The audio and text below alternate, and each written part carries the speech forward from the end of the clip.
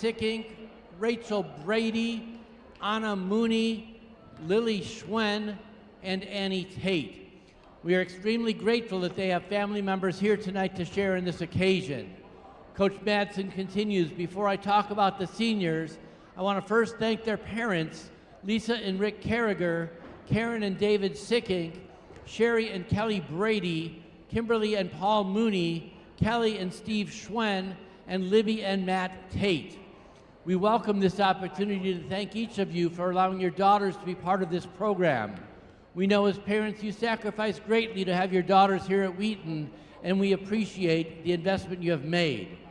As I look at this group of seniors, it's a unique group that consists of 2 transfer graduates, 3 traditional graduates, and 1 master's program graduate.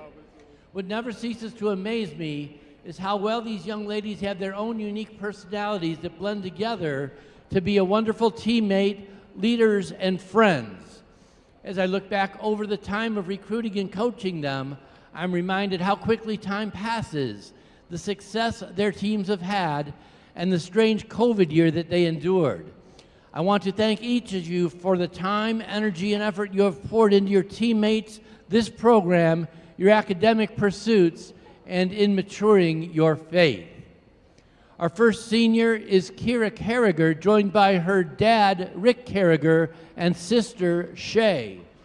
Kira is an international relations major from Altadena, California. Coach Madsen says of her, Kira came to Wheaton via Tulane University. After getting settled for a couple of years, she came out for the basketball team this year, her final year at Wheaton. In Kira's short time with the program, she's made a welcome impact.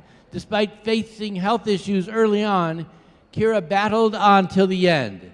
She has faced the season with a wonderful sense of humor, a constant smile, and ever-present laugh. She epitomizes what a great teammate looks like and demonstrates that quality on a daily basis. Selfless, encouraging, and humble are a few of the many traits she has shared with us. Thank you, Kira, for your willingness to serve the team in so many tangible ways. You made a big impact in your 1 year with us. Kira Carriger.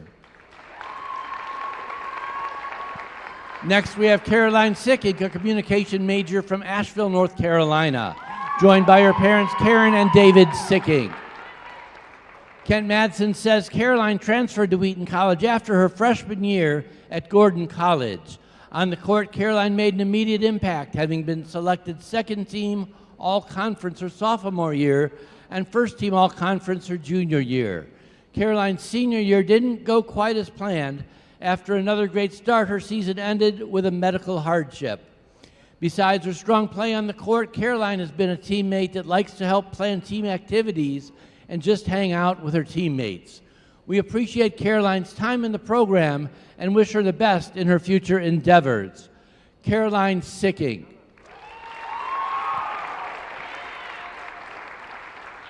Our next senior is Rachel Brady, a Biblical and Theological Studies and Communication double major from Wheaton, Illinois. Rachel is joined by her parents, Sherry and Kelly Brady. Coach Madsen states, when I look back over Rachel's 4 years, I admire her commitment to team, work ethic, and leadership. Rachel is the type of person that will do anything for the team. I've seen her fight through injuries, even a season-ending injury to be on the court. She's been available to teammates whenever needed, working hard during the season and off-season to improve her game. I have seen Rachel's confidence grow because of the time she's invested. I appreciate that Rachel has always been dedicated to getting the most out of her abilities through persistence and a strong work ethic. It's easy to brag about Rachel in many ways, so I will end by telling you how much I've appreciated the leadership she has given to the team this season. This has been a challenging season, and I know Rachel has taken that hard at times, yet as a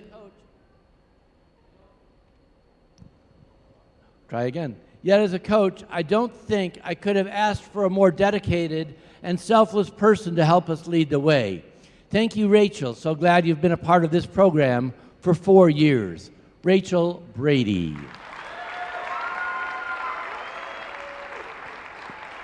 Our next senior is Anna Moody, a biology major from Holt, Michigan. She is joined by her parents, Kimberly and Paul Mooney, and fiance, Peyton.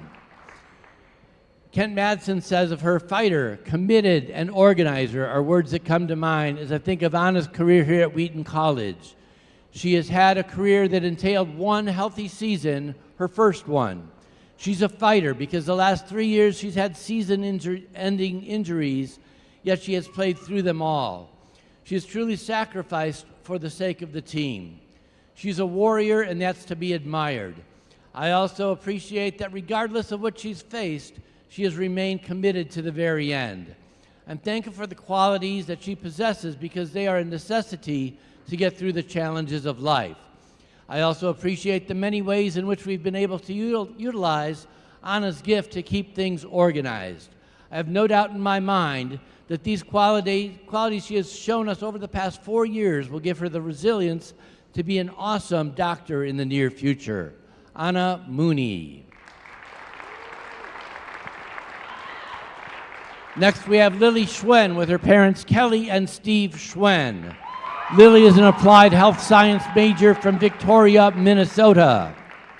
Coach Madsen states of Lily, as a coach, it's always fun to see how players mature over their 4 years of college.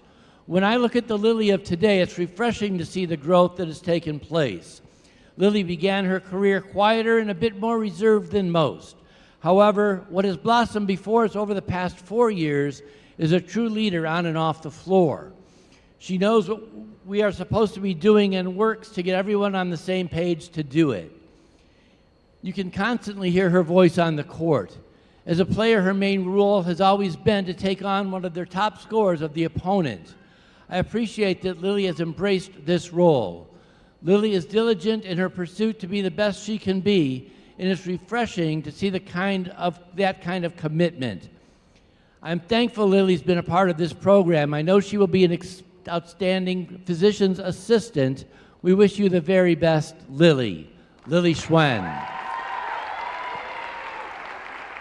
Our final senior tonight is Annie Tate, joined by her parents, Libby and Matt Tate. Annie is from Elburn, Illinois, and is in the master's program in humanitarian and disaster leadership here at Wheaton. Kent Madsen says Annie started her career on a team that won a conference championship and made the NCAA tournament. Her second season was marked by COVID, but on the court, it was an All-American season. Now, as a master's program graduate, Annie will end her career being in the top 10 stat categories of points scored in a single season. What makes this season so remarkable, or may I say even a miracle, is that her junior year ended with what could have been a career-ending injury. Annie fought back from that injury only to have the rug pulled from under her as she began her senior season with another potential career-ending health issue. Yet Annie took on the battle and wanted to finish her career on the court. It's of no surprise to me that Annie made it back, as she epitomizes a highly competitive person full of grit. However, what I admire in her career journey is the perseverance through all the lonely moments that injury brings. Annie embraced the challenge and was able to get back on the court with her teammates. Annie, I'm very proud of you. Your life is filled with miracles and comebacks. You will impact others with the testimony of it. Annie Tate. Coach Madsen concludes, again, I would like to thank each senior and their families.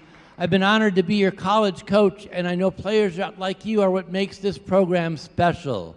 My hope is that you leave Wheaton knowing that you have lifelong friendships, and always remember to keep growing your relationship with Jesus Christ.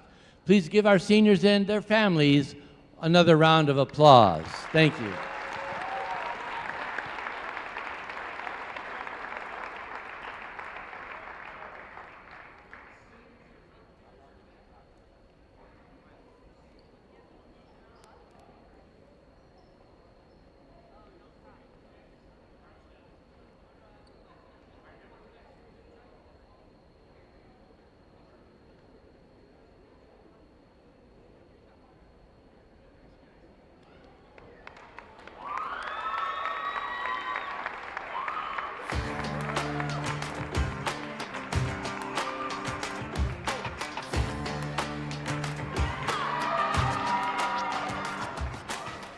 I'm in the Masters of Leadership program here at Wheaton. I decided to look for leadership programs throughout a bunch of different colleges in my 4th year of undergrad. I really knew I wanted to do leadership and was looking for a Christ-centered leadership program, and there was no better fit for me than Wheaton. I'm in the Masters in Leadership program. After the whole COVID season happened and I heard I had another year of eligibility, I knew for a fact I was going to take it, and I knew I was going to play again. Just my journey was, am I going to do the 5th year senior? Am I going to do 5th year grad school?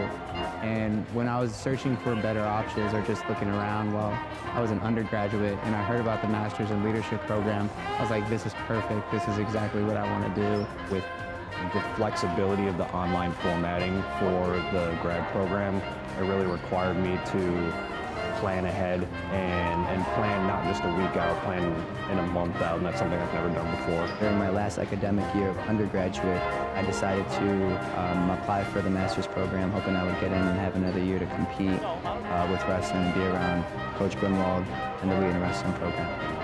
I think one of the benefits of the master's program, especially for athletes who have a medical hardship, there was the COVID situation as well, that all allowed athletes to recapture a missed year of eligibility.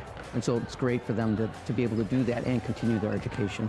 Another opportunity would be for any transfer students. They finish their undergraduate degree at another college and they still have eligibility left. It makes it for an excellent opportunity to transfer to Wheaton College and get their master's degree and continue their athletic career as well. I would encourage any athlete to strongly consider a master's program. The cool things about the master's program has been having classmates who are 30, 40, 50 years old and learning from them as well as my professors. To me, the real value is in being able to be here with Coach for 2 more years, being here with Matt and Brendan for 2 more years, being able to learn how to be a leader. I feel great pride in having that degree and having a master's from a school like this. I just know it's going to benefit me beyond than just a 4-year degree. I would encourage those who are thinking about joining the master's program here to jump right in. The people, the professors, just the overall community of grad students is really special here. Christ-centered community here and the people that you're going to be surrounded by, it just affirms you that this is such a great place to be, that every step you take and everyone you meet is someone's going to be supporting you, someone's going to be praying for you, and someone's going to want you to be successful in this program. The value to me of a master's degree is huge. You know, it sets me apart from everyone else when I go into the workforce or when I start applying with my resume, and especially seeing this from such a great school like Wheaton. The value of a master's degree from Wheaton, like Dan said, it's just, you can't really parallel that to a lot of other places, especially like I said before with the Christ-centered aspect of it. For me, there was kind of a disconnect between being able to apply my faith and apply it with leadership. And coming here has just tied it perfectly together so far with being able to recognize my faith and use that to inspire the next generation. I would just extend a welcome to anyone who's looking to further their academic career. What a wonderful opportunity we have.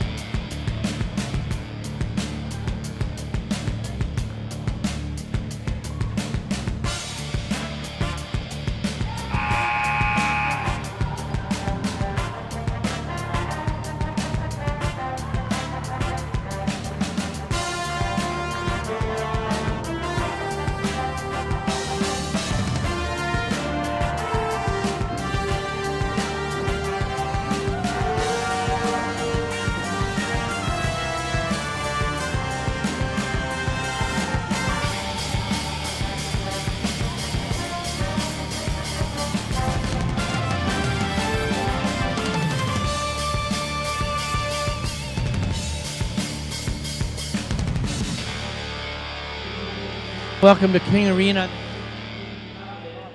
Tonight's CCIW contest between the Vikings of North Park University and your Wheaton College Thunder. This time we'd ask everyone to please rise for the playing of the pep band performed tonight by the Wheaton College Pep Band.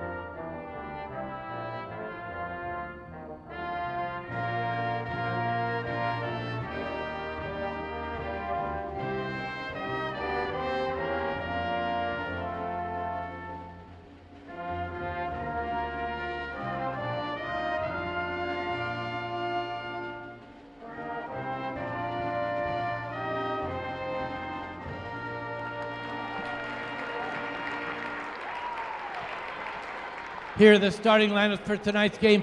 First for the visiting Vikings of North Park University. Number 2, a 5'6" freshman from Elkhart, Indiana, Aaliyah Hirschberger. A 5'6" senior from Atlanta, Georgia, number 5, Victoria Perry. Number 11, a 5'9" senior from Justice, Illinois, Haley Lyzak. A 5'10" freshman from Kokomo, Indiana, number 25, Caroline Long. And a 5'4" junior from Aurora, Illinois, number 34, Lauren McKnight. The Vikings are coached by Annie Radenkovich. Here are the starters for your Wheaton College Thunder. Number 4, a 5'8" senior from Victoria, Minnesota, Lily Schwen. A 5'6" senior from Holt, Michigan, number 10, Anna Mooney.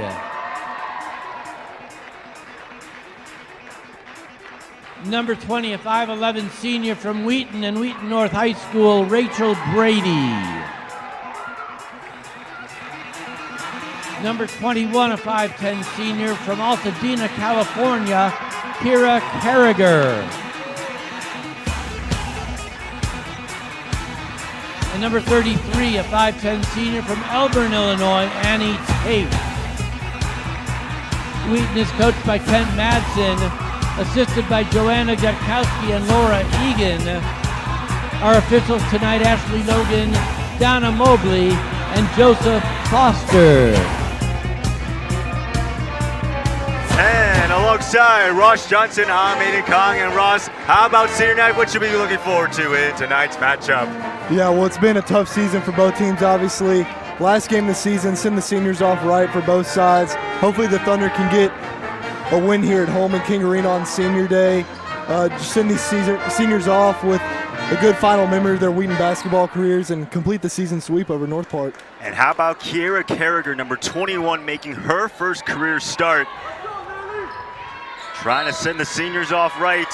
Final game of the season, final game of the CCIW, and let's roll from King Arena. As the tip controlled and won. The Thunder entering this game 11-13. They were eliminated by Carthage on Wednesday. In terms of the CCIW tournament, that pass intended for Carragher and a turnover, and here comes North Park the other way. Wheaton struggled with turnovers all season. Got to protect the basketball today against North Park. They had 14 turnovers in that loss to Carthage, and burying the three-pointer, it's Victoria Perry. Well, Victoria Perry can light it up. She's third in the CCIW in scoring.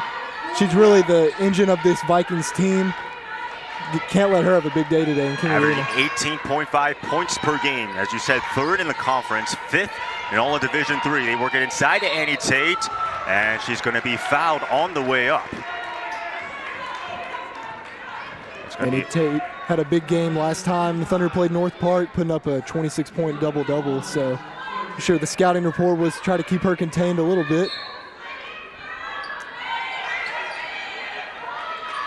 Look for the inbounds pass. Again, also Anna Mooney making her 16th start of the season. Mostly a veteran starting lineup for the Thunder. 9:05 left to go. 8 on the shot clock. Here's Annie Tate using the screen. Tate for the shoot. Tate drives inside. Annie Tate can't get that shot to fall. Everything but the finish there. Great drive from Tate. North Park with a little bit of tempo here early. Comes Hirschberger now on the ensuing possession. Again, North Park 4-20 on the season. Just got their first conference win last Saturday. That shot and a foul couldn't go up. Well, 3-second call, I believe, on Caroline Long. So it does count as a turnover from North Park. Yeah, really both teams have struggled in the turnover department this season. I think both averaging over 18 a game. So got to be very protective of the basketball if you want to win this one today for either side. Against Illinois Wesleyan, their last contest, they had 25 turnovers. When these two teams first played, North Park had 23 turnovers. Here's Moody fading away on a mid-range jumper. Able to get that shot to fall. Good looking stroke there from Anna Mooney at the top of the key.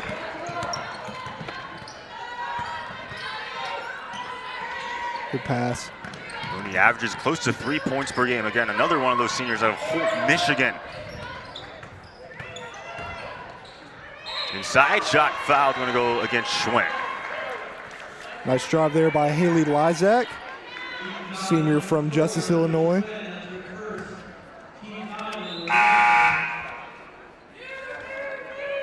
It's like Kate Oliver checking in for the Thunder. And how about the standing ovation for Kira Garrick, again, making her first career start. Originally played volleyball for the Thunder. In fact, from California, went to Tulane University, then transfers over to Wheaton to play volleyball, then transitions to play basketball. I talked to her about sort of the transition between volleyball and basketball, and she talked about, hey, it's a lot of cardio, definitely a lot different from volleyball. Yeah, once you start mixing with sports and stuff, it's a lot different, the training regimes and stuff, but props to her for being a well-talented athlete on this Thunder team. Early 5-2 lead before Annie Tate gets her first field goal of the ball game. Well, we talked about Victoria Perry being the engine of the North Park team with the injury to Caroline Sickink earlier this year. Annie Tate's really been that player for the Thunder this year, having an excellent season, second in the conference in scoring. Averaging 19.2 points per game and draining the three-pointer, Haley Lizak. Good shot there from Lizak. 28% three-point shooter, but shot that one with confidence and knocked it down. Only had 1 point against Wheaton the first time these two teams played, and then only had 2 points against Illinois Wesleyan.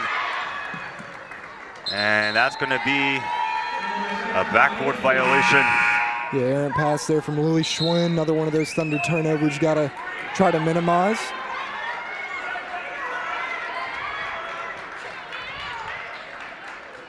Really 8-4 lead as North Park looking for their second conference win of the season.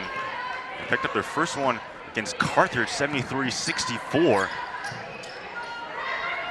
Snapped a 14-game losing streak in conference play. Pass. Kicking it outside, wide open for three, but coming up short, though, is Lauren McKnight.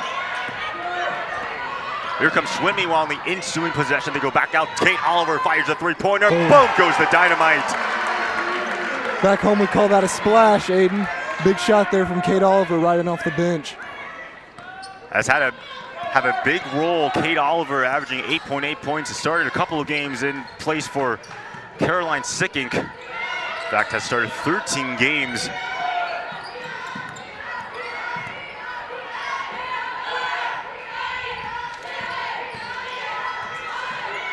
Taking that shot, but coming up short, though, is Long. Good defense there by Annika Richardson and off the bench as well.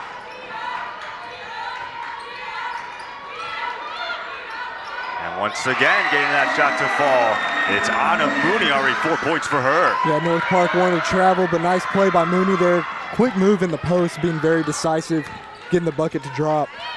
Now, Anna Mooney only averages close to 3 points per game. Here's Hirschberger for three, no. Hirschberger, the second leading scorer on this North Park team, a good three-point shooter at 33%. Schwinn on the ensuing possession. Goes once again back to Schwinn from the pass from Mooney. That one's way off though. North Park with the worst scoring offense in the conference, averaging close to 59 points, but Wheaton averaging 62.4 points per game. That's the second worst scoring offense, but Wheaton sixth best scoring defense in the CCIW. Here's Victoria Perry, and they're going to get the foul against the Thunder. I believe it's going to go against Schwinn. Yeah, Perry kind of creating that contact there with the off arm, and I think Schwinn just bodied her up a little too much there, but maybe could have been a push off potentially. Alyssa Faborowski will check in for Anna Movie. Alexis Martin looking to check in as well, and she will. It's like Catherine Keene checked in for North Park. Look for Alexis Martin to potentially have another big game. She as well had a good performance against North Park last time out when they played down there. In fact, career high 16 points, 8 rebounds for her on 69% true shooting. The junior at Schenectady, New York, about 3 hours away from New York City. In fact, closer to Buffalo, if anything. 5:15 now left to go. 10 on the shot clock and burying the mid-range jumper. It's Lysak once again. Lysak with another nice jumper. Got a good-looking shot there. 5 points early for her. For 5 minutes left to go, Kate Oliver on the way up, draws the foul. She'll go to the line. Great drive there by Oliver. Drawing the contact and getting to the line.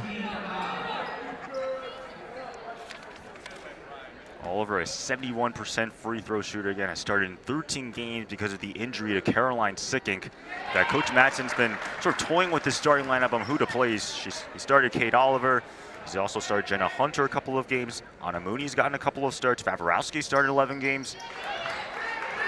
Yeah, he's definitely been trying a lot of stuff out this season, but props to him today, getting all the seniors starting today and letting them enjoy their final game here at Wheaton.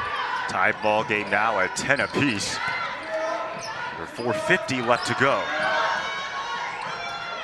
Victoria Perry's shot won't go.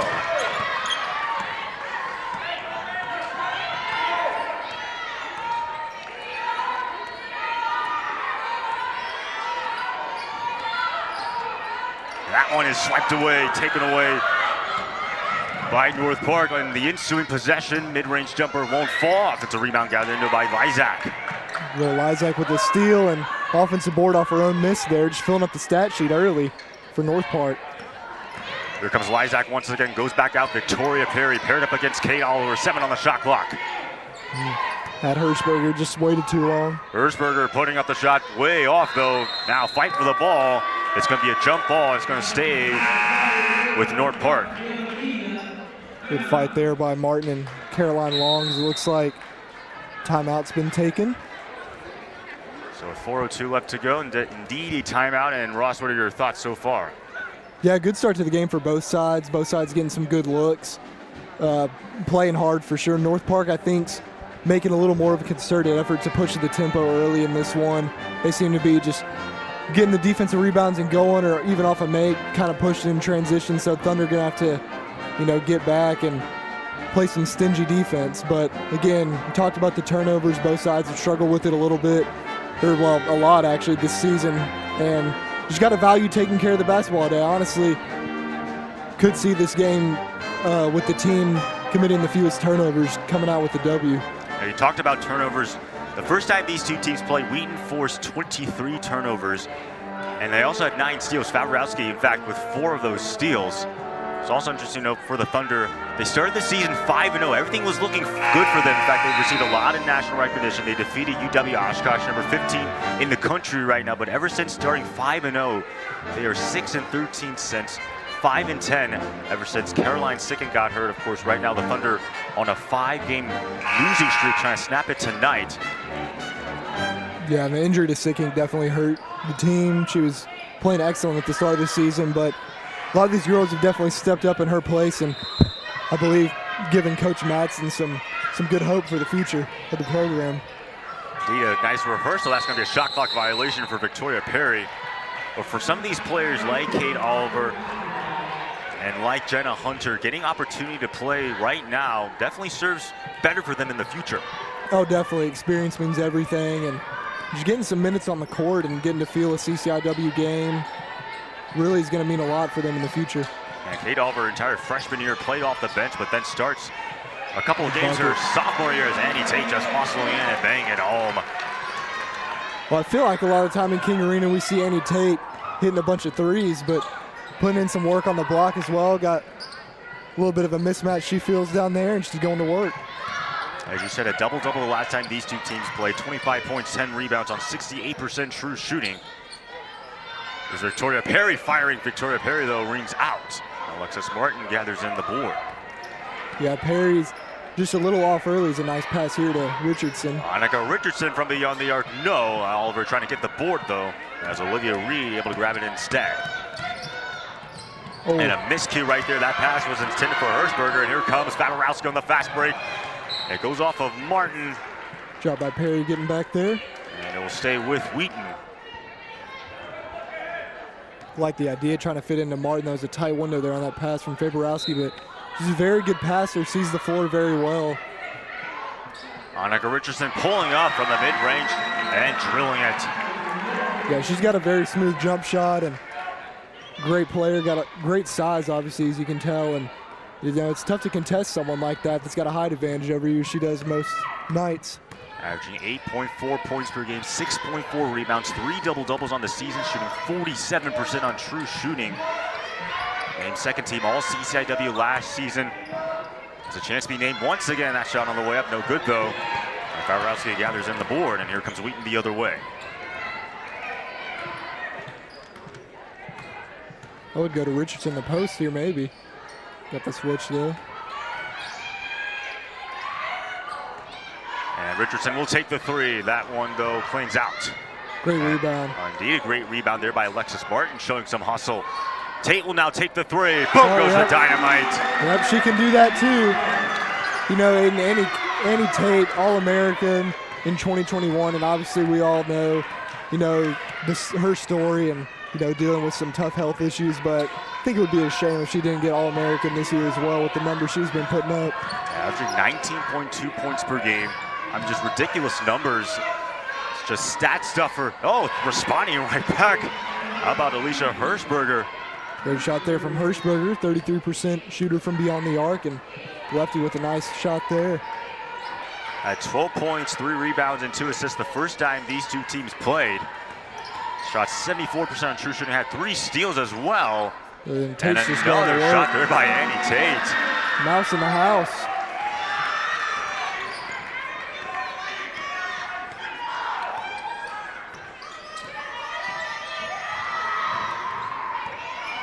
Here's Victoria Perry. We go back to Keene, the sophomore out of Illinois. What a pass. Oh, what a pass inside, and what a finish there by Olivia Reed.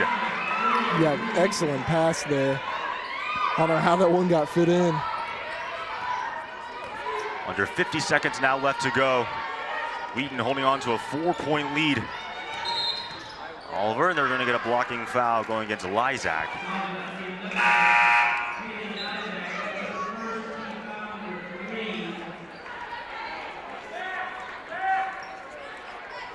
Looks like Lauren McKnight checking in for Reed there for North Park.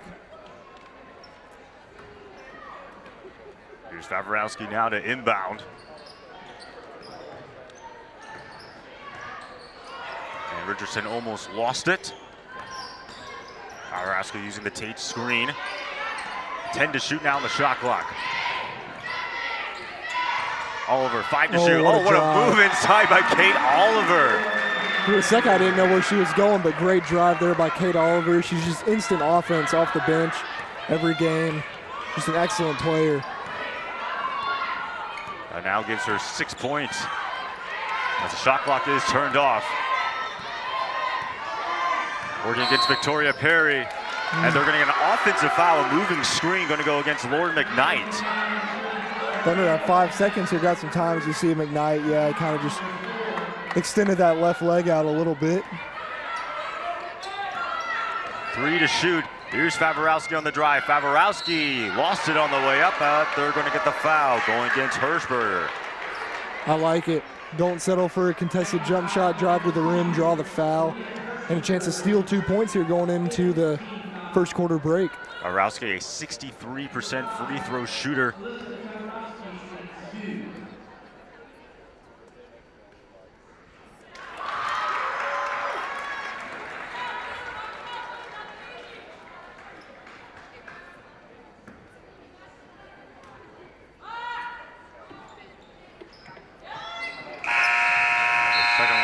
Good.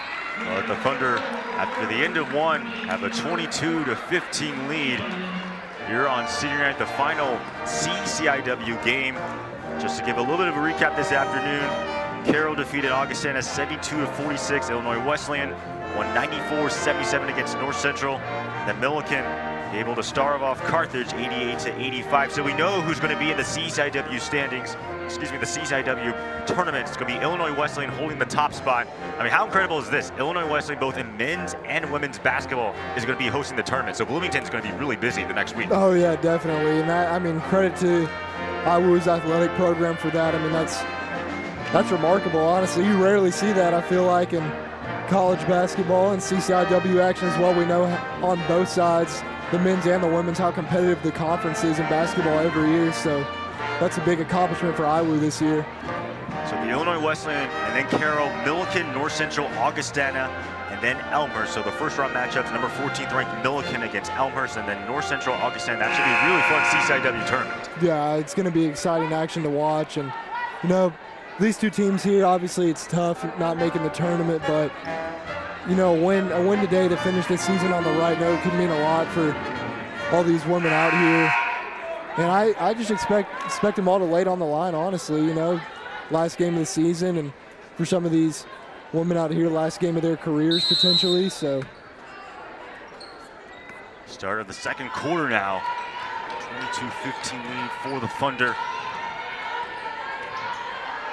There's Jenna Hunter inside, was just left all alone, and easily just puts in the shot. Great pass there.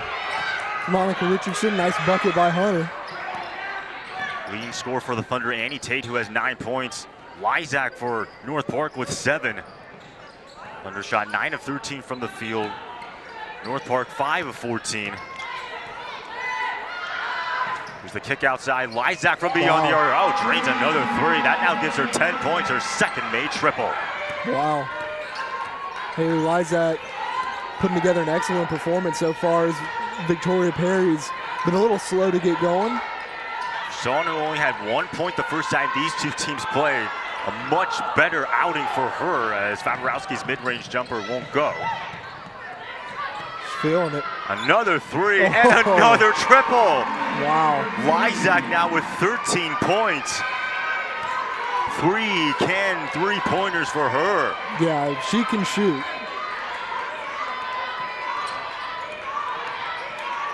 All of a sudden, it's now a 3-point ball game. Kate Oliver inside, a blocking foul going against Victoria Perry.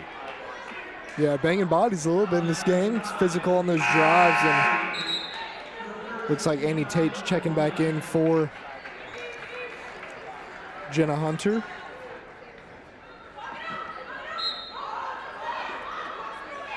Coach Madsen probably wants her to get the ball as often as possible.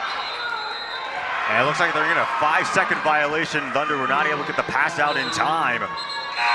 Yeah, it looked like they were trying to lob it to Tate in the mid-post there in great denial, as Caroline Long checks back in for Haley Lysak. And a well-deserved rest for Haley Lysak. Yeah, Lysak already over double figures, the only player with over double figures.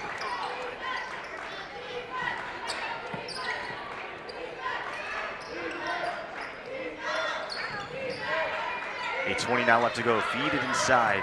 Here's Long. Nice play. And it's going to stay with North Park. Alyssa Faborowski with the nice hands there, and she's just, you know, she's a scrapper. She's a fighter. You know, she makes a lot of plays on both ends of the court for the Thunder, and getting some valuable experience this season, playing a lot of minutes. 9 on the shot clock. Perry will take the 3 and cans it. Oh, there it is. You know, you figure she wouldn't stay cold for too long. Obviously hit the 3 to open this one up, but then miss a few shots after. But, I mean, she's dynamite when she gets the basketball. North Park now on a 9-0 run. They've made 4 of their last 5 field goals, 3 out of the last 3 pointers. Here's Alexis Martin inside. That shot won't fall. And they're going to get an offensive foul going against Martin. Great take there by Lauren McKnight, sacrificing her body to pick up that charge.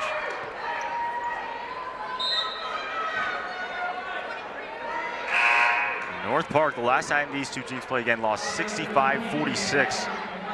A 19-point shellacking, but right now they've come to play tonight. Yeah, and that bench is fired up.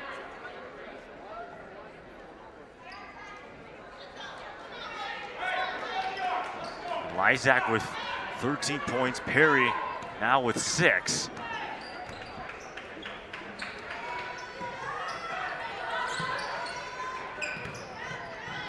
Here's Caroline Long. They go back to Keene. Long once again. There's that matchup. Victoria Perry against Kate Oliver on the mid-range jumper. Clangs out though.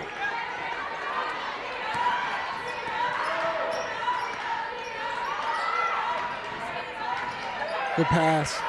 One more, it is Mooney. Beautiful Boom goes shot. the dynamite. Anna Mooney cans another 3. Great baseline skip pass from Faberowski there, and Anna Mooney had a couple buckets on the inside in that first quarter, and then getting one from the corner there for 3. 7 points now for Mooney.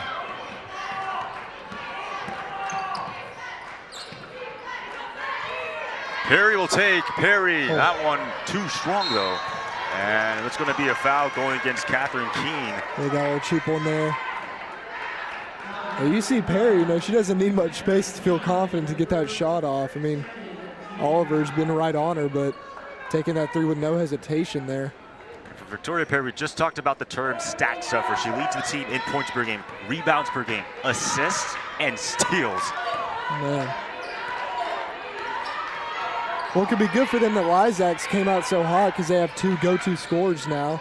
Kate Oliver with both a on the nice court. pass. Another 3 though for Mooney, but an offensive rebound gathered in by Tate. Tate on the second chance, and they're going to get a foul against North Park. Good fight there by Tate, who is an excellent free throw shooter for the Thunder at about 83%. We know, you know, she's a record holder as well when it comes to free throws. Yep, went 28 out of 29 against Elmhurst. Most free throw made across all divisions in regulation, so excluding overtime. I don't even know if I could hit 28 straight free throws in the driveway, to be quite honest with you. 39 points, 16 boards on 76% true shooting against the Blue Jays. It's just routine, and looks like Lysack's back in the game, so her and Perry both in the game now for the Thunder. I mean, you can't leave those two. Got to play them both tight. 6:25 before the intermission. Here's Ailey Lysak. Lysak in double figures. Victoria Perry, another 3-pointer, but that one won't go.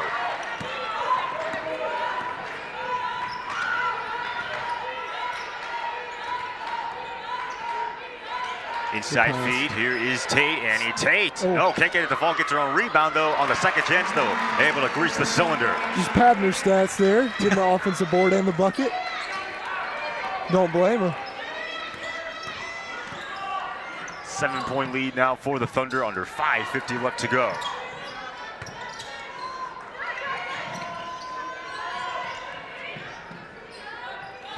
Again, work it inside. It is Caroline Long, gets Annie Tate, able Nice to bang it bucket. home.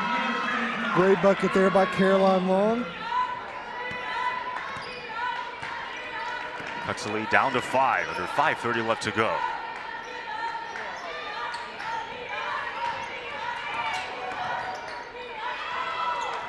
On the shot clock. Here's Faberowski driving down the baseline. They go back to Tate for another 3. Wow. Cans it. I mean, that was pretty good defense by both Hirschberger and McKnight, but Annie Tate, I mean, she just does it all. And Annie Tate in double figures. Under 5 minutes now left to go.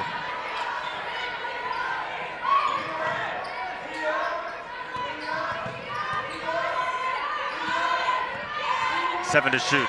Here's Lauren McKnight against Richardson. McKnight, that one too much, or rather, little mustard on that.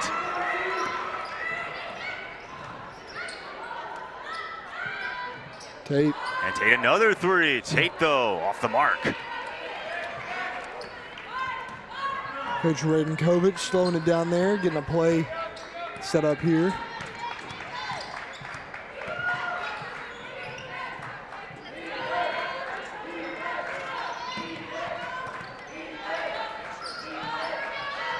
Here comes a three. Lysak. That one clangs out though. Thunder getting a little fortunate leaving Perry and her open on some of these shots. Okay, Oliver on the drive, but they're going to get a foul.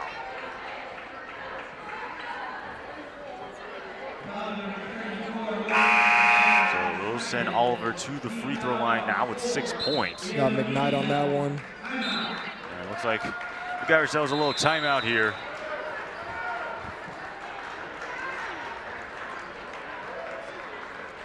Coach Radenkovic looks like complaining about a potential missed travel call over there. Was a little awkward looking play on that foul. You might see in your background the men's basketball team, North Park on the other side, will take center stage at about 7:15 Central. As for the men's basketball team, an opportunity to make the CCIW tournament, a win and you're in situation. But for North Park, who's already eliminated from the tournament, trying to spoil any possibilities of that happening. Should be a great matchup, again, a great night of basketball here at women's basketball, trying to send the seniors off, including Annie Tate. As we mentioned earlier, Kiera Carragher got the start. The hard worker she's been. Yeah, but Annie Tate was definitely the difference maker in the second quarter for the Thunder. You know, pretty even after one, and Tate got it going that second quarter. And, you know, the other side star player, Victoria Perry's been a little slow to get it going. She's got some good looks and has hit 2 threes, but overall, Thunder have done a fairly decent job with her, but Haley Lysak is definitely making some plays of her own. So North Park's definitely still in, and there's still a lot of ball game left, but these last 4 minutes of the half going to be very crucial 16 for points these sides. 16 points for Annie Tate. Lysak with 13. They're your leading scores. As Kate Oliver still on to attempt free throws.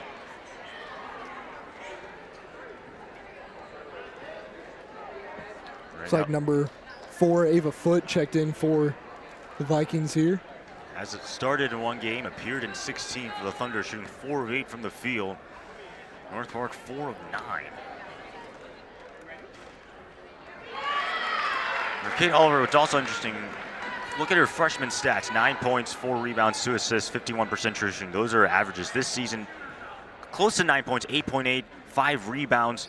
Total 42 assists on 48% true shooting. So, I mean, you can argue a little bit that the stats have gone down a little bit, but again, seeing the increased role, having the opportunity to start, I bet she will be even better her junior year. That's going to be a foul on the way up. Drive there by Elia Hirschberger, going to her strong side and fighting through that contact there for the and one. Hirschberger an opportunity at a 3-point play.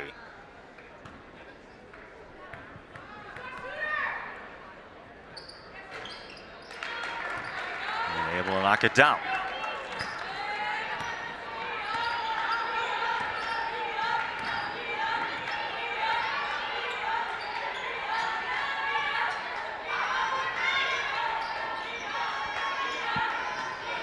Good defense by the Vikings here. Here's Arowski. They were trying to set up the DHO with Oliver. They don't, though. 7 on the shot clock. Here's Oliver taking the 3 and knocks it down. Thunder didn't really have anything going there. Just offense wasn't really in sync there. Good defense by the Vikings, but Oliver takes care of that with the big 3. Oliver now with 9 points, her first made 3-pointer in tonight's ball game. There's Leah Hirschberger again on the mid-range jumper. That shot won't go.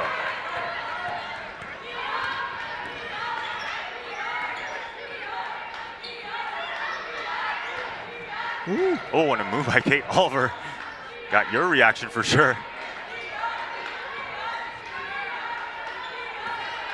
12 on the shot clock, Oliver. Now it's back to her. Alexis Barton, 6 to shoot. There's a corner 3. That one won't fall, though, for Mooney. It comes a little bit short. Fight for the board. Buzzer sounded, I think maybe confused a couple of the North Park players as That was not a shot clock violation. Yeah, Jump ball. Petra Trombach was going for the ball. Excuse me, it was Rachel Brady, in fact, who was going for the ball. And it's still North Park ball.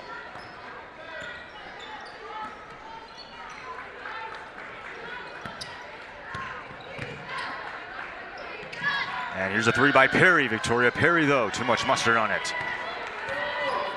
I mean, she gets any separation, she's taking those shots, so. And here's the shot by Brady, no.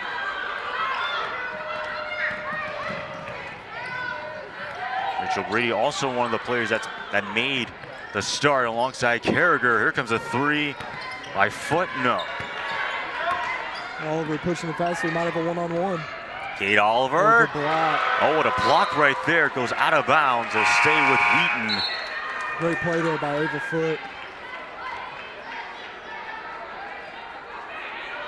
So Richardson, Schwein, and Tate back in for the Thunder.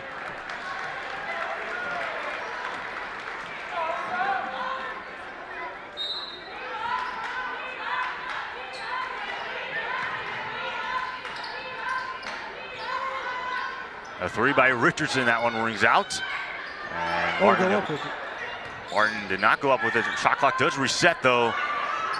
And wow, Wheaton's almost got the rebound right there. Here comes Herzberg on the ensuing possession. That shot comes up a little bit short. And they're going to say North Park still has it. Might have had Lysak up the floor there for an open layup and just didn't see her and ended up taking a contested one. But good job by Perry fighting to keep it alive for the Vikings. Keep it on this end. Minute 23 now left to go before the intermission. Wheaton with a 10-point advantage. And it looks like we got ourselves an offensive foul. Legal screen there on Ava Foot. Second one of those we've seen from the Vikings. And again, just, you know, those are turnovers that don't need to happen for either side. Unforced errors.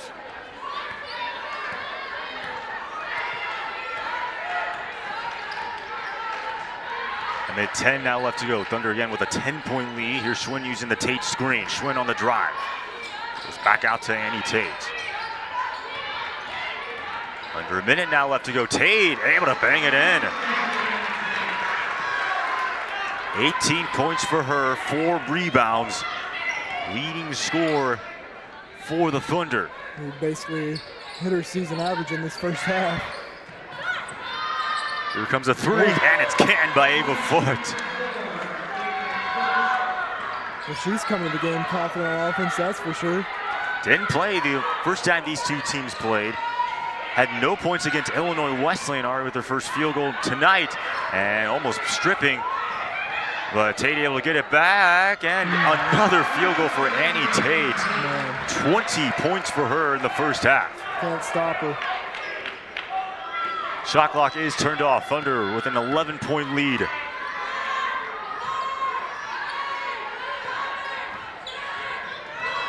Four on the shot clock. Here's Victoria Perry going against Schwinn. Perry drives. Perry can't get the shot to fall, and that will be it for the end of the first half. Thunder leading at 43. Oh, yes, you're right. Baseline ref had a foul called. Just as the clock expired. Well, the clock's still showing zeros. Not sure why everyone else is lined up, but Perry looks like he's going to have 2 free throws.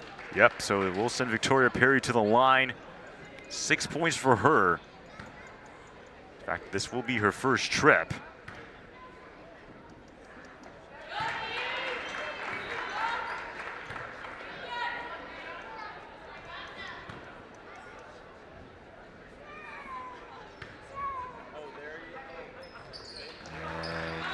They do put 0.1 seconds left, so that will be it. Perry knocks down both. It's a 9-point game. As the Thunder look to send the seniors off on a high note. They lead 43-34. And Ross, what are your thoughts on the first half? Yeah, it was a very even first quarter, and then Annie Tate took over, has 20 in this first half, and there's been some good play from the Vikings as well, but I think Tate's dominance outside and down low has just been a little too much for him. Special halftime show will now send it over to the cheerleaders. Take it away.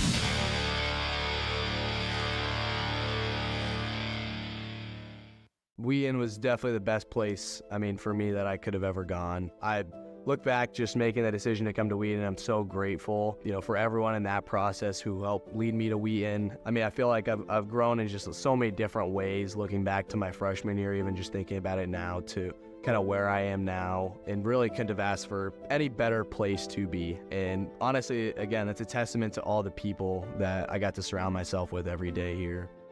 When I saw him play in high school, I came back and told Coach Banner, he clearly is talented enough, but he is so small. Growing up as very short, skinny, kind of out-of-place point guard, I think that's really where you have to have a chip on your shoulder to know and go in that, I've put in the work and I deserve to be on the court here. But to be honest, he wasn't the best player on his high school team, and then he wasn't the best player at Wheaton for 4 years. But honestly, very quickly into his first few practices, I could tell we had somebody pretty special. But he is, by all measure now, one of the all-time great players to ever put on a Wheaton jersey. But he's also going to be the type of young man that you can point back to and say, this is what a star player looks like, behaves like, and acts. I think looking back early on in my career, I really was afraid to fail. And that's something that we talked about a lot, was throw all your dice out there, put all the chips out there. And don't be afraid to fail. And that's something that we kind of worked on together. And that's really what helped us gain trust. And for me, my past, 2-3 years, I was really able to play more free. When you get a young man like Tyson, you realize you got something pretty special as a coach, because in a lot of ways, he became the leader of our team. And I just cheered a lot. He just became somebody who really embodies everything you want from a best player. It's honestly such a great honor, and it's something that, I never really thought was on the table. I do describe the Justice Trophy regularly as the Division III Heisman for men's basketball. It really is in many ways the most prestigious award that is given out in men's and women's basketball at the Division III level. It not only measures the basketball ability of the men and women at Division III basketball, but also the academic and service of those individuals. So it's a total award that really encompasses not only just the talent level, but really the most outstanding student athlete in our sport. The initial feelings were just of gratitude and thankfulness to Wheaton, to Coach Shower, to Coach Panner, everybody who invested in me during this time. I thought he was better than people probably perceived. The fact that he wasn't on any All-America lists, preseason lists, surprised me given the career he had had to that point. And I think he kind of carried a little bit of that chip on his shoulder into this season and used that as motivation. I'm not going to let anybody outwork me. I think that's really kind of where it comes from and stems from, is just wanting to win badly enough to where, you're willing to sacrifice. One of the things I love about Tyson is he averaged over 5 rebounds a game, and he's not much taller than me. So he just simply was relentless to go rebound the basketball, and knew that given our personnel, that was going to be a potential area of weakness and that he needed to help us there. I honestly believe if I didn't show up for a week, Tyson would have made sure our team did exactly the same thing we did when I was there. And so his legacy will be brought up over and over and over again, whether I'm here or not, because he's going to be on the wall and that trophy's going to be downstairs. The academic reputation of the institution is so high that the students we get here are really self-motivated to do well academically. That matters to them. So they're typically pretty good students on our roster. And then because of their relationship to Jesus, there's a sense that we should serve others and try to model that as Jesus did. Looking back on the Israel trip and Zimbabwe trip, those are two things, just looking back on my career, that I will never forget. The relationships that we built out there were just so incredible. Go to the Holy Lands, we're going to do all those biblical sites and really study the Bible on that trip. And our trip to Zimbabwe, which Tyson also went on, we did clinics and did service projects, and we are going to visit the historical sites and do some fun stuff in addition to playing some games. But we're going to do it in a different context than most Division III basketball programs. There's just so many incredible things about those trips. Makes the whole time at Wheaton, and specifically a Wheaton basketball player, just so special. All he cared about was winning, and that just makes life easy for a coach. Because if your best player cares about that and your best player has his work ethic, it's hard for other people to come up with too many excuses. They sort of follow because he's just such a great leader.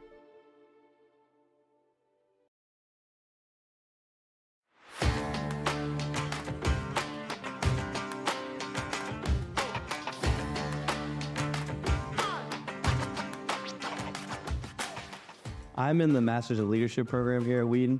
I decided to look for leadership programs throughout a bunch of different colleges in my 4th year of undergrad.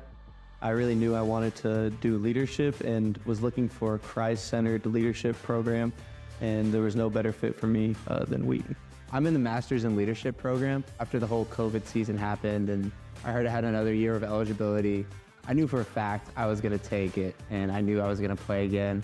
Just my journey was, am I gonna do the 5th year senior? Am I gonna do 5th year grad school? And when I was searching for better options or just looking around, well, I was an undergraduate and I heard about the Masters in Leadership program. I was like, this is perfect. This is exactly what I wanna do. With the flexibility of the online formatting for the grad program, it really required me to plan ahead and plan not just a week out, plan in a month out, and that's something I've never done before. During my last academic year of undergraduate, I decided to apply for the master's program, hoping I would get in and have another year to compete with wrestling and be around Coach Grunwald and the Wheaton Wrestling program. I think one of the benefits of the master's program, especially for athletes who have a medical hardship, there was the COVID situation as well, that all allowed athletes to recapture a missed year of eligibility. And so it's great for them to be able to do that and continue their education. Another opportunity would be for any transfer students. They finish their undergraduate degree at another college and they still have eligibility left. It makes it for an excellent opportunity to transfer to Wheaton College and get their master's degree and continue their athletic career as well. I would encourage any athlete to strongly consider a master's program. The cool things about the master's program has been having classmates who are 30, 40, 50 years old and learning from them as well as my professors. To me, the real value is in being able to be here with Coach for 2 more years, being here with Matt and Brendan for 2 more years, being able to learn how to be a leader. I feel great pride in having that degree and having a master's from a school like this. I just know it's gonna benefit me beyond than just a 4-year degree. I would encourage those who are thinking about joining a master's program here to jump right in. The people, the professors, just the overall community of grad students is really special here. Christ-centered community here and the people that you're gonna be surrounded by, it just affirms you that this is such a great place to be, that every step you take and everyone you meet is someone's gonna be supporting you, someone's gonna be praying for you, and someone's gonna want you to be successful in this program. The value to me of a master's degree is huge. You know, it sets me apart from everyone else when I go into the workforce or when I start applying with my resume, and especially seeing this from such a great school like Wheaton. The value of a master's degree from Wheaton, like Dan said, it's just, you can't really parallel that to a lot of other places, especially like I said before with the Christ-centered aspect of it. For me, there was kind of a disconnect between being able to apply my faith and apply it with leadership. And coming here has just tied it perfectly together so far with being able to recognize my faith and use that to inspire the next generation. I would just extend a welcome to anyone who's looking to further their academic career. What a wonderful opportunity you have.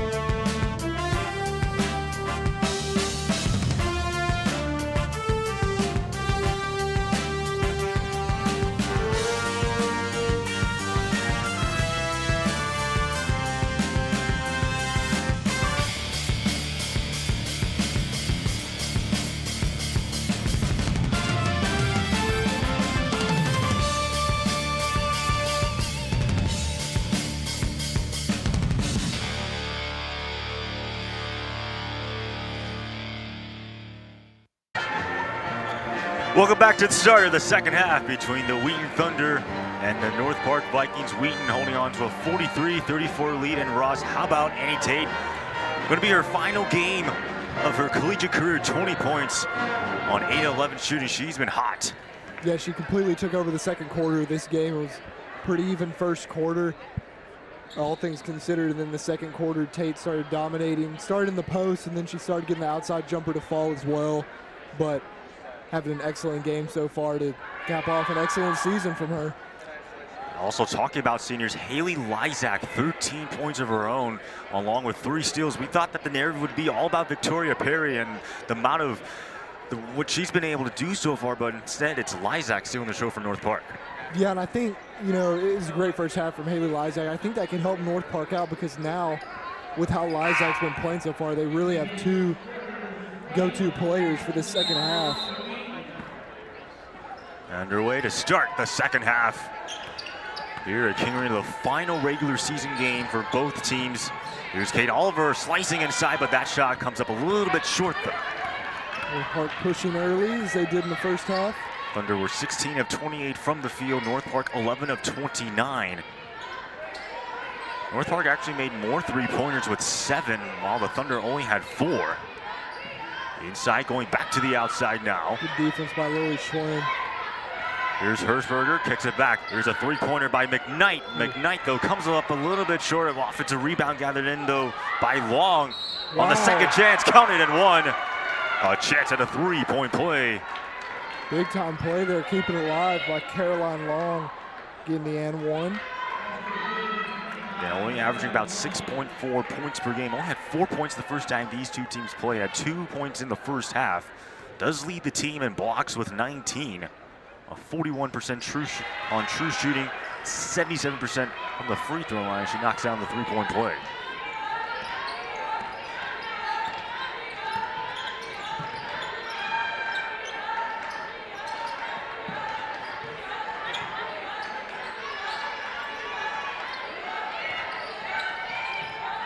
Good defense here by North Park. Here's Mooney looking back out. It's Richardson from beyond the arc. Richardson, though, not enough mustard on it. Meanwhile, the ensuing possession, Victoria Perry, that shot was not enough on it. That was close to being a foul call there, potentially. Did a good job of creating that contact.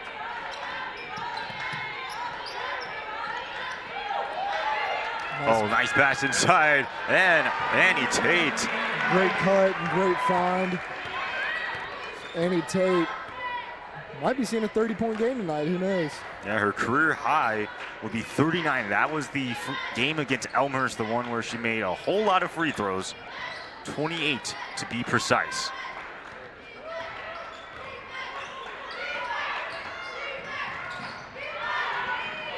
Here's Aaliyah Hershberger, goes back to the outside, 5 on the shot clock, by the way. Oh, minute. Hershberger has to put up the shot. It's going to be a shot clock violation. Did not touch the rim. Might have had time to skip it to Perry in the corner, who's going to be wide open, but I guess it was a little too iffy. She had to put that shot up late in the clock.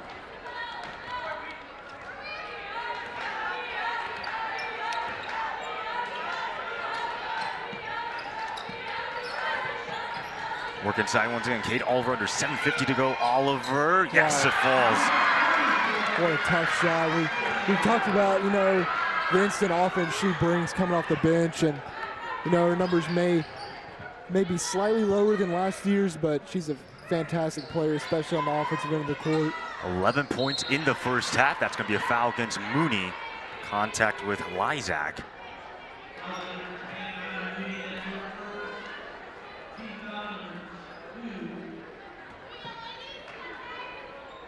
See what North Park draws up here off the inbound.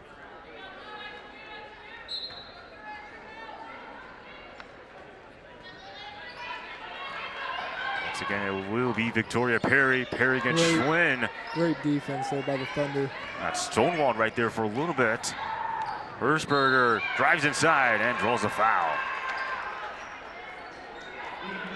That was very good defense off that initial inbound play by the Vikings. You know, inbounded to Perry, and they had a triple screen for Lysak at the top of the key, and Perry ended up taking the one-on-one, but great defense.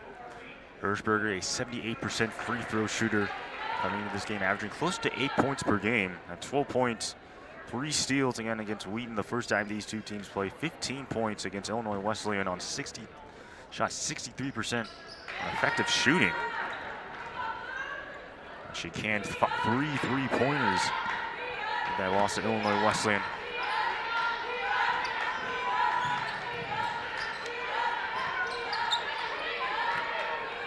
And the final game for both teams, senior night here at King Arena.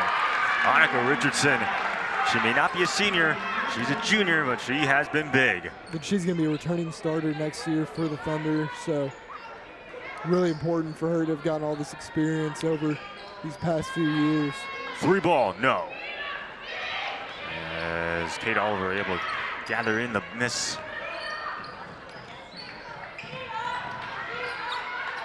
Oh.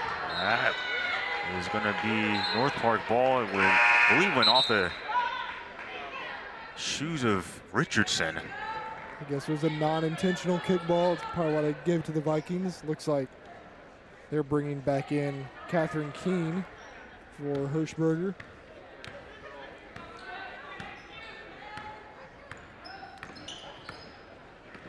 .6:30 now left to go. Wheaton leads 49-39. 10-point advantage of the Vikings, again trying to pick up their 12th victory of the season.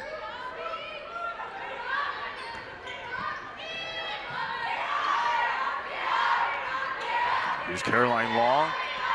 Guarded tightly there by Tate. 3 on the shot clock. Perry has to put up the 3-pointer and knocks it down. Wow, looks like she might have landed a little ginger on her foot too, but what a shot.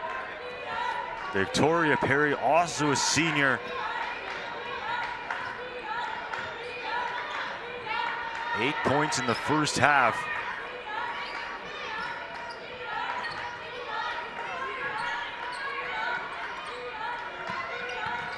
Oliver rises up on the mid-range jumper and sinks it. Man. Yeah, Perry's still hobbling up the court. Hope she's okay. North Park definitely gonna need her to be able to stay in this game if they want to come back and get a win here in King Arena. Still moving without the ball. Victoria Perry fires another 3-pointer. That one just comes up a little bit short. On ensuing possession, Annie Tate drains a 3. It's automatic at this point. Annie Tate has had an incredible career, incredible season, and she's having an incredible game right now as Coach Radenkovic calls timeout. It is a timeout, and obviously for North Park, it's not the season that they've wanted, being 4-20 only with 1 conference win. But I mean, it's only the 2nd year for Coach Ranovich. It's definitely going to be some growing pains for this team in the upcoming future. Yeah, definitely, but you know, she's a young coach, and you know, tough seasons can happen sometimes. I mean, it's not like it's been the best season for the Thunder either, but it happens, and coaches gain experience from it, teams gain experience from it, so I expect both of these teams to bounce back next year and put together better records. Obviously for the Thunder, Annie Tate's a senior. Caroline Sicking, who started the first 9 games, then obviously had to miss the rest of the season because of injury.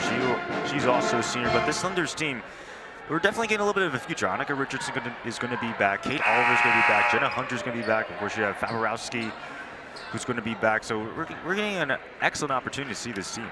Yeah, I mean, there's going to be some big shoes to fill with the departure of Annie Tate for sure and Sicking, but I mean, we've got people ready to go and step up and, you know, relish in those new roles next season. Also one of those seniors, Lily Schwinn, very selfless player, known primarily for being an assist maker. Anna Mooney, also a senior. She's been the facilitator this year for the Thunder's team. At one point was the active CCIW leader in assist. And muscling in that shot. It's Caroline Long. Having a good start to the second half. Caroline Long, freshman out of Kokomo, Indiana.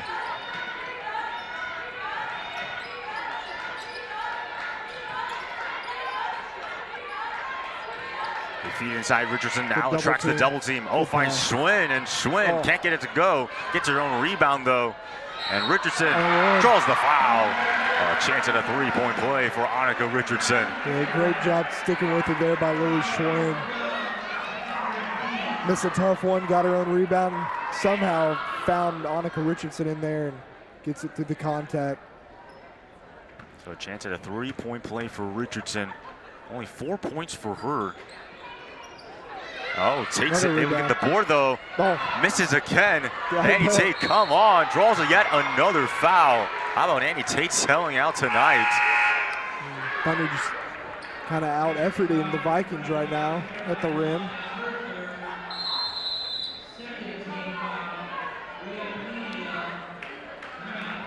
And it looks like another timeout is going to be taken.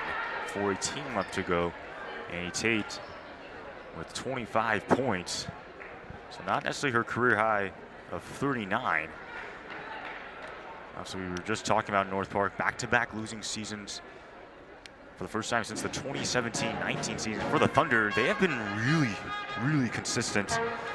This is actually their first losing season since the 07-08 season. That was with Coach Baker when she was the head coach. But this is actually also the first losing season for Coach Madsen. I guess it just speaks to how well he's been.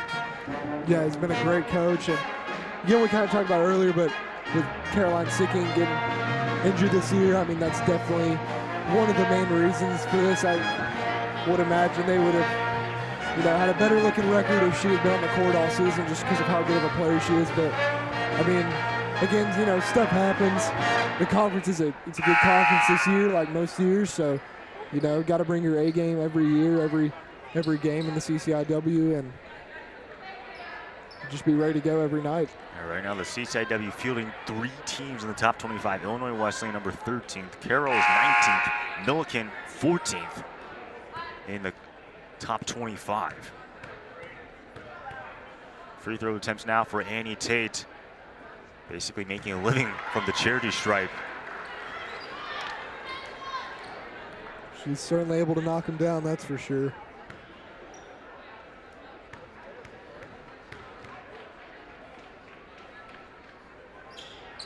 And she goes 2 of 2 from the free throw line.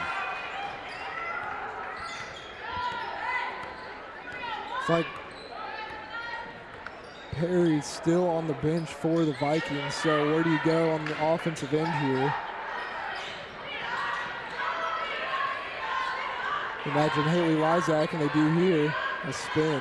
That shot is way off, goes out of bounds. It'll stay with North Park.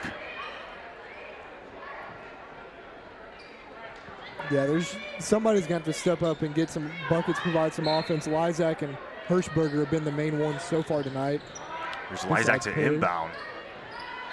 Olivia Ree guarded by Tate. 3:53 now left to go. Here comes a three-pointer on the way. That comes up a little bit short.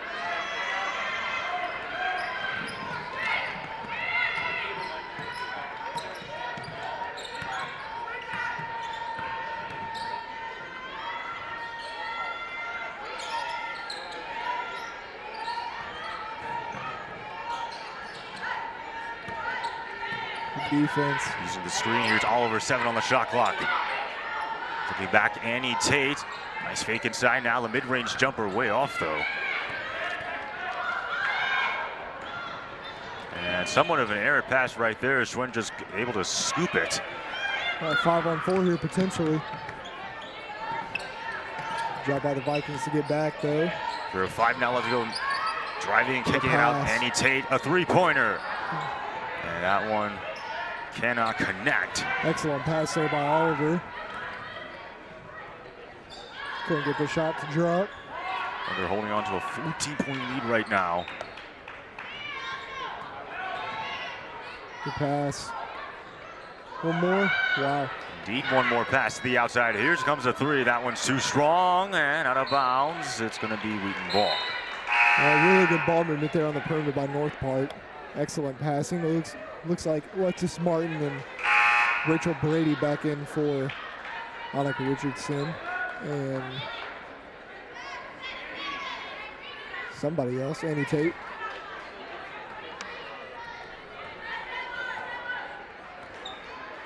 Tate, 27 points for her.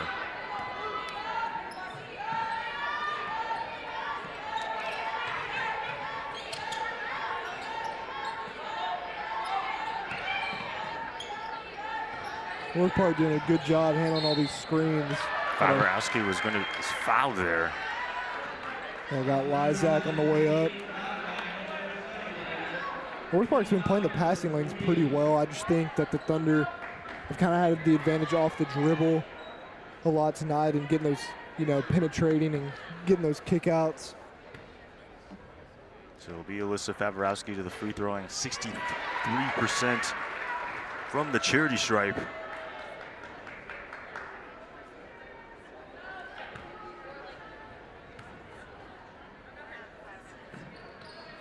She's able to knock down both free throws.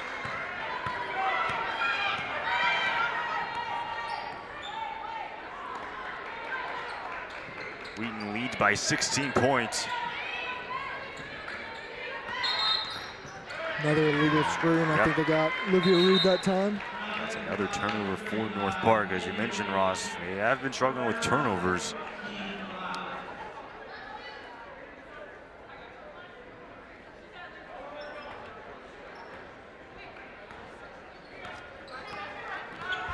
Under 2 minutes now left to go between these two teams.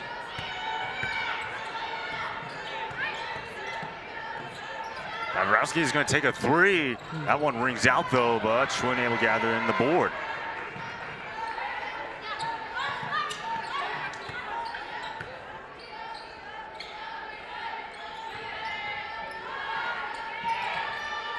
Seven on the shot clock. Here's Kate Oliver, dumps it back to Schwinn. Favorowski another three. Too strong though, and another rebound. Rachel Brady on the offensive efforts. And they're going to get a blocking foul against North Park. Got a charge out. Yes, on Alexis Martin on that one. Yep, you're right. It is a charge. It is a turnover. So Caroline Long and Victoria Perry back in the game for North Park. Hopefully Perry's doing better, that foot.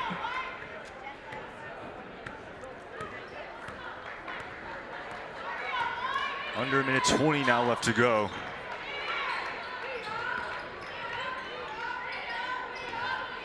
There's another three, comes up short. Oh, able to get the board off of the deflection from Martin. And the drive again, way off though for Long. Job keeping alive. Another three, Hirschberger from the corner, knocks it down. What a shot.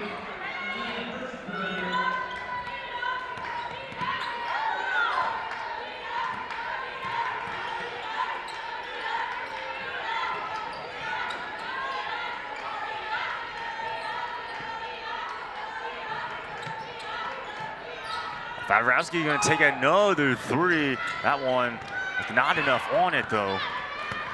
Pretty much no difference in the clocks here, so North Park can wind this down and take one last shot. It's like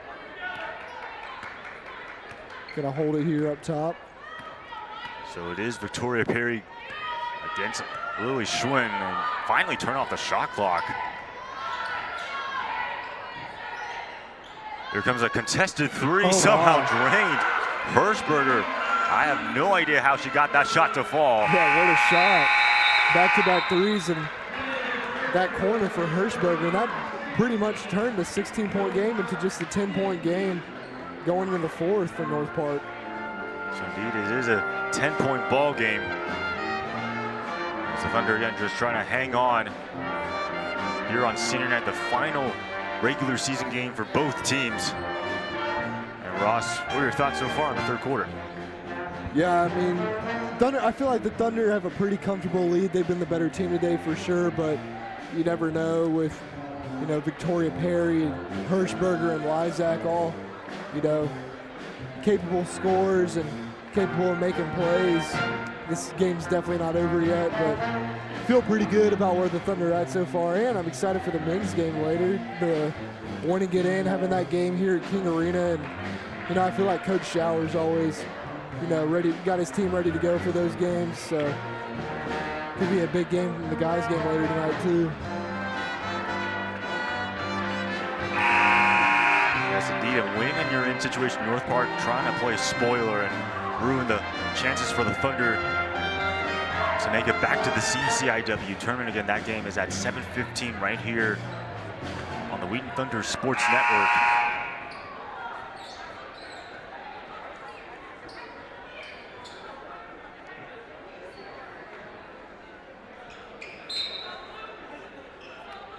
Start of the fourth quarter now between these two squads.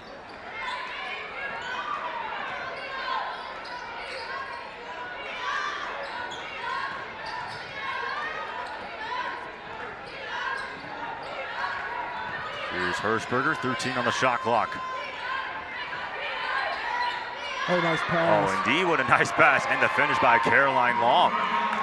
Long having a pretty good game as well down there in the post, making some nice buckets, but a great feed there by Haley Lizak.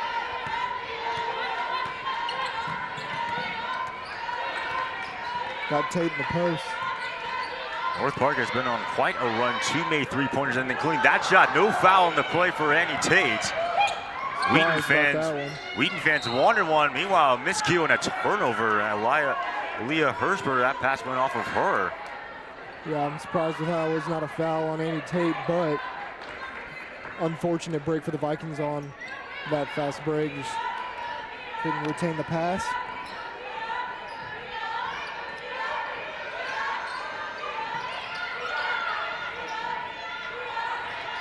Eight-point lead now for the Thunder. Again, North Park has chipped into that deficit. Oliver, a floater, too strong though. And they're going to get a foul against Wheaton. So it will be North Park ball.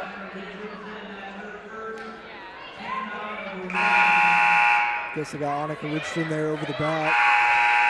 This is a big possession here for North Park. There's still 8:49 left, but could potentially cut it to a two-possession game here if they're able to get points on this possession. Should be major.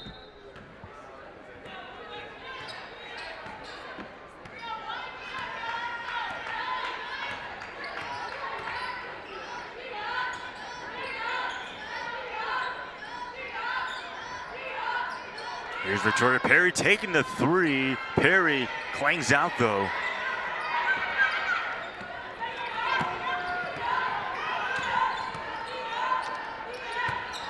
Might be any Tate time here.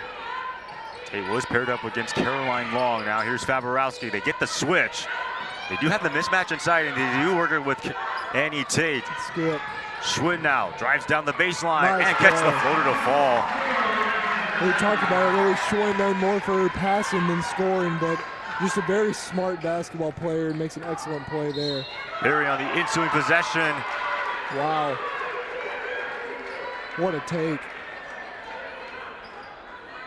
And it's a foul going against the Thunder.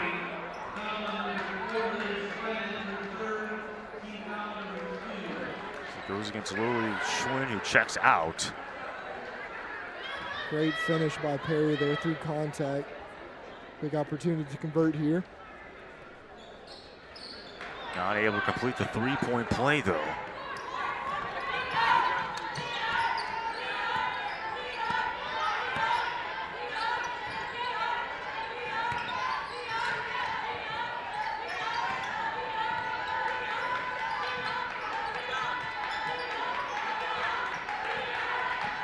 Good defense here.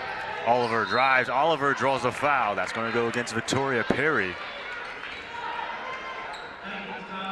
Well, when the Thunder have, had tough possessions tonight, getting things going on the offensive end, I feel like a lot of the times they've made some plays happen late in the shot clock off the drive and just getting to the rim and being aggressive.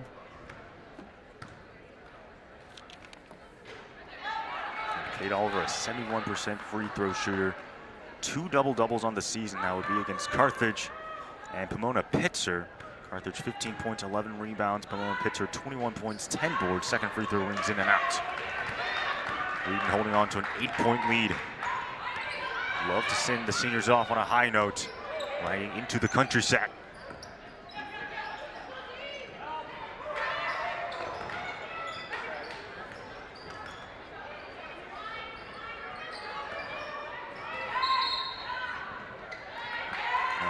be a foul against the Thunder. Not exactly sure what it was. He was on Annie Tate, working against Caroline Long on the post there. Kind of got her right knee into the back to nudge her out. Ref called that one. Has been a pretty physical game so far.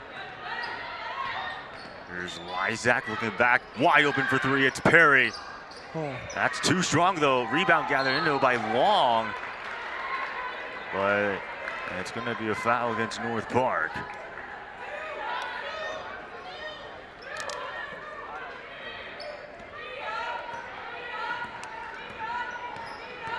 Thunder really could use a bucket right now. Under 7 minutes now left to go.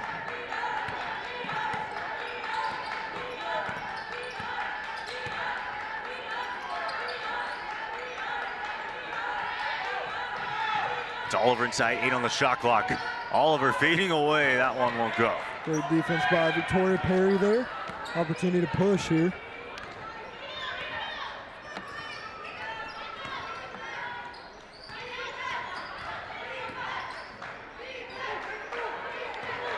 Here's Lysak looking back to Caroline Long. 12 on the shot clock now. She'll take the mid-range jumper and knocks it down after hesitating for a little bit. Just says, I'll just do it myself. Yeah, what a shot from the freshman. She's going to have a pretty good game for the Vikings. And now it's cut to a 2-possession game with just over 6 minutes to go. It's anybody's ball game still.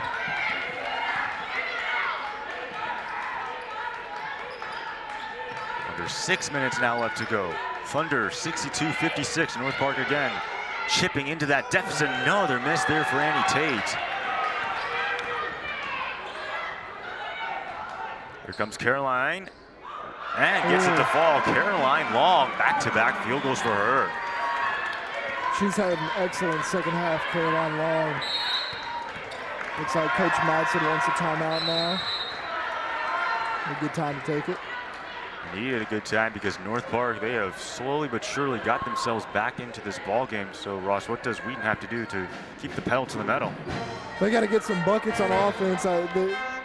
Most of this quarter, they've been a little out of rhythm. It seems out of sync and not really gotten to the spots on the floor they need to on offense and gotten the ball inside as well as they have the first 3 quarters. So just pick up some of that consistency on the offense, and then defense, I think you got to start digging on the inside a little bit more. If Caroline Long's getting the ball down the post, I mean, she's having a great second half. And of course, if you do that in Gamble, it leaves open shooters like Victoria Perry or Hirschberger or Lysak. So, you know, it's kind of a double-edged sword defensively, but you just got to, you know, deal what you're taught and find ways to get stops as well. And we trying to hang on here on senior night, send the seniors off well. The men's basketball team will be playing right here after the conclusion of this ball game. A chance to make the CCIW tournament, so it's on the line.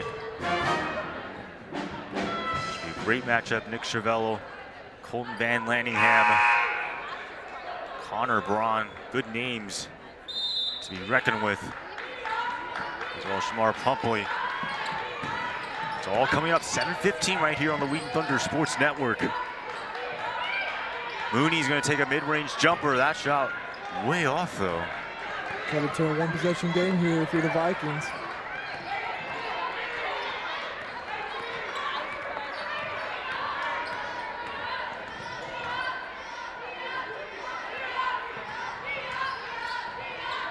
Oh, they leave Victoria Perry wide open for 3. That one's way off. Long again.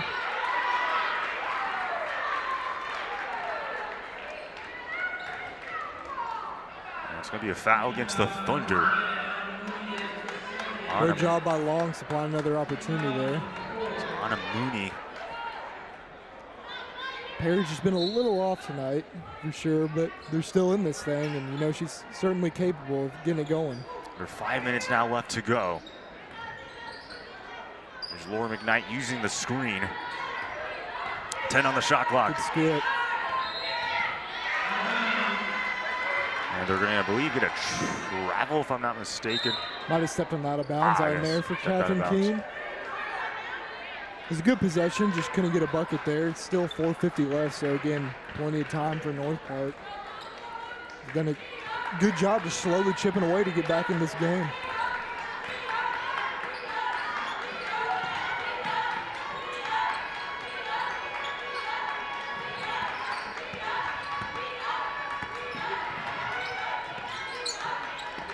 Here's Tate, she'll take the three. Oh, knocks it down, a bank shot for Annie Tate. Is that the 30? Is that 30 that we called? I think it is. I believe you're right, Ross.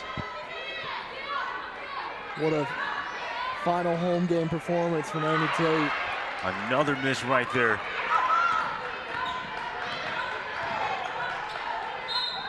Great take. A whistle, another foul.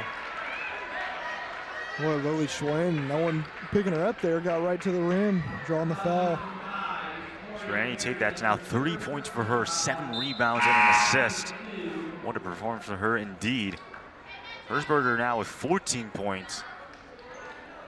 Caroline Long 13, Lysak with 13, Perry with 13. So 4 scores for North Park with double figures. The Thunder only Tate and Oliver, 27, 15 points apiece. 2 scores in double figures.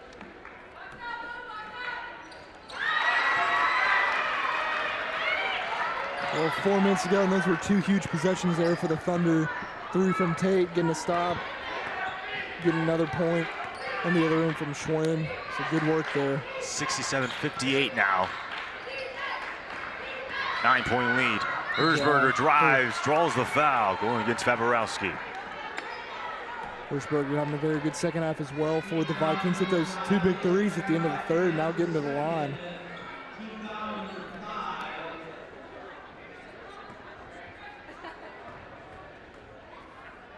Herzberger, a 78% free throw shooter.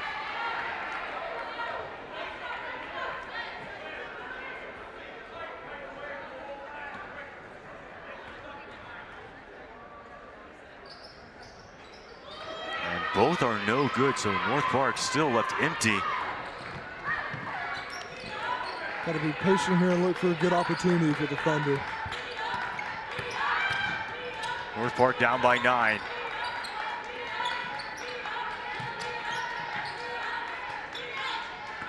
Here's Annie Tate. Tate attracts the double team. Tate bangs it home, draws the foul. Wow. A chance at a 3-point play for Annie Tate. What a day. Good feed from Monica Richardson there with the left hand. Perry comes to double, get the foul on Long, and a little bit of English on that one from Annie Tate. Excellent finish.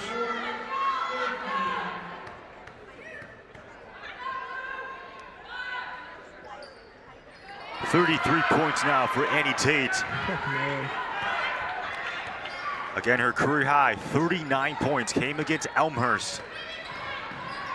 Victoria Perry ensuing possession, slices through the defense and crashes inside. Good drive there from Perry. You can tell she's playing through some pain right now, leaving all on the line for her team. Love to see it.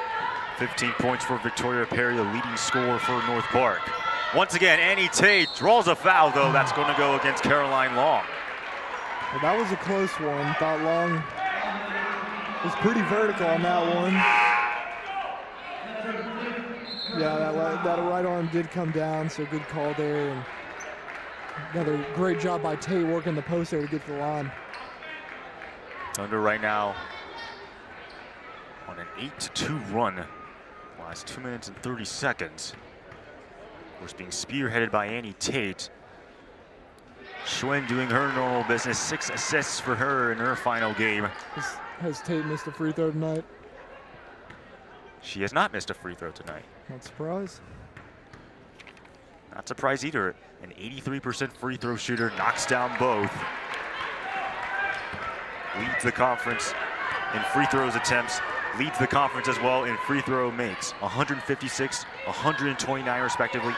Third in the conference in free throw percentage. A 3 clangs out though. Perry somehow got the board. Victoria Perry puts it back up and draws another foul. Good job there by Perry keeping it alive. 2 big free throws here. I mean, down double digits again. Would only cut it to 10, but with 2:50 left, I mean, got to take points at any chance you can get them. And just by the way, Caroline Long on that last possession where Annie Tate went to the line fouled out. So she finishes the day with 13 points on 6 of 8 shooting along with 4 rebounds. She's been the one on Tate most of the day, so someone else going to have to handle that defensively for the Vikings. Now it's a 10-point ball game. We'll see what North Park wants to do here. in terms of press strategy. going. Yep. I haven't really seen that much, but North Park finally starting to deploy it.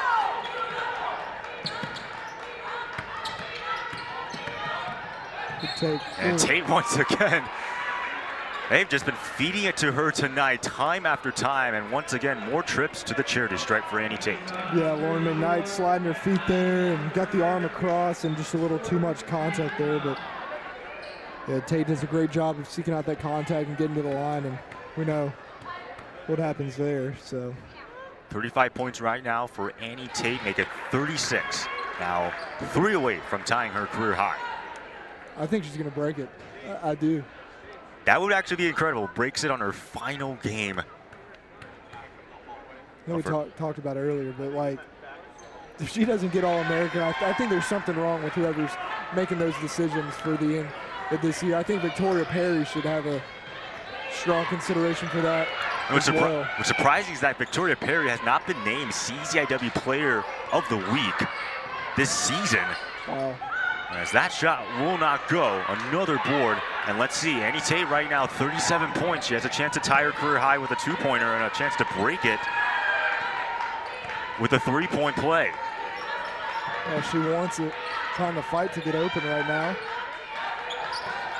They do give it to her, guarded by McKnight.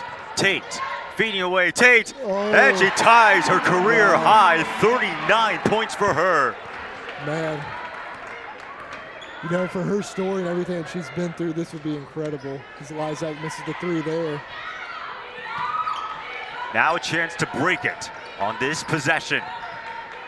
I'm not sure if the people in the stands know, but this is a great opportunity. Probably don't. An historic opportunity for Annie Tate. I don't even think she knows, to be quite honest with you right now, but just probably an example of just being in the zone, being so focused on the next play.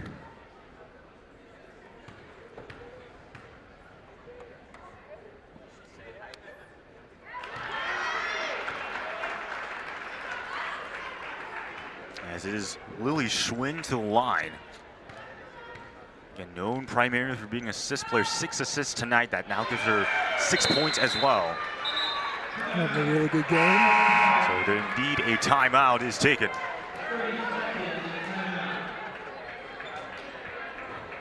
And we would like to thank Maypole Restaurant for sponsoring tonight's ball game, for providing food for the game staff here at 121 West Front Street here in Wheaton, Illinois. Again, you can give them a call at 331-218-4181. Also 331-218-4181, or visit their store in downtown Wheaton. We've had a lot of food being delivered from them. Of course, they're really good. Again, thank you to Maypole Restaurant for sponsoring tonight's ball game.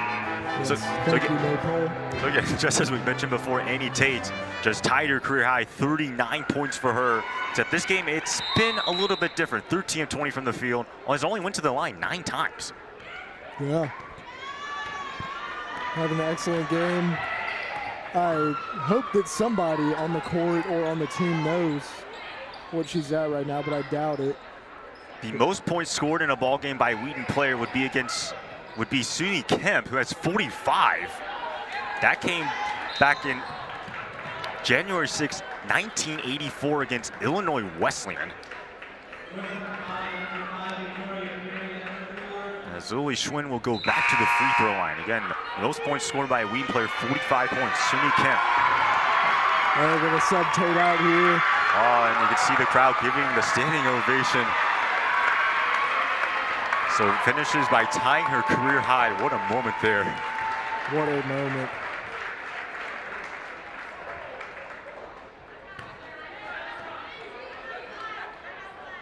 Coach Matson getting the rest of his seniors in here.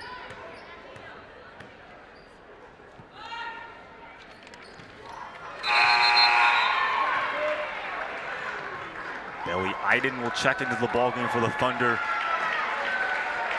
After Trombach also checks in, as you can see, the crowd appreciating their seniors Schwinn and Mooney all going to the bench. Kira Carragher, again, who made the start, is in the ballgame as well. Lily Cadeau into the game. That shot just got blocked. And here comes the Thunder on the ensuing possession. What a win for these seniors. what a legacy Annie Tate will be leaving behind her. And everything that she's had to go through. All-American, as you mentioned before that season-ending injury 2 seasons ago. And then last season, of course, missing the entire season.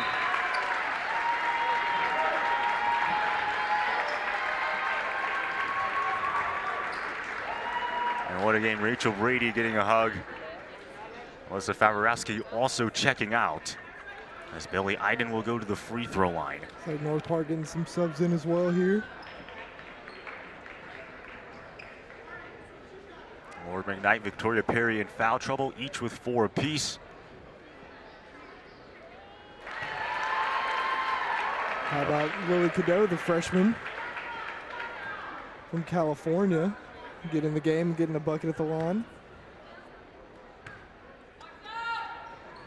This is a glimpse of the future here for the Thunder. So exciting for these ladies to get on the court in this final minute of play.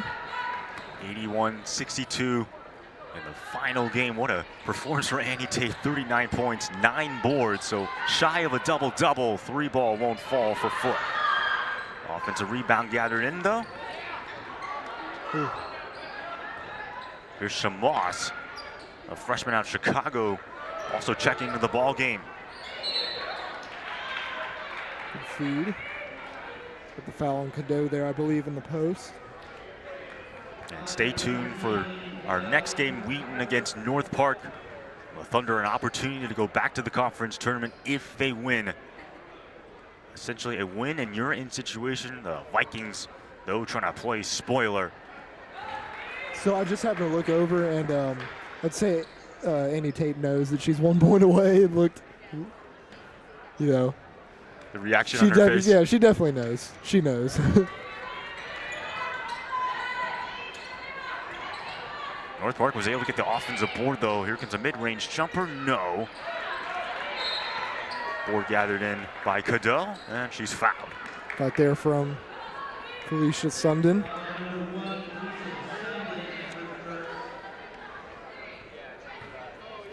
Picked up the foul there, but good effort. Cadeau, freshman, 5'7" out of California, has appeared in 16 ball games. And again, getting some very valuable minutes.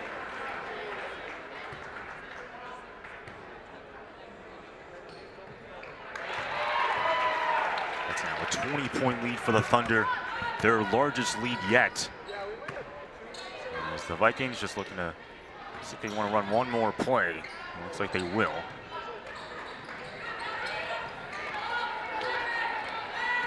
Nine on the shot clock, shot up, and no. And that's going to do it from King Arena. Wheaton Thunder on senior night, victorious as they take down the North Park Vikings 83-63. Big time win for the Thunder. Great way to end the season.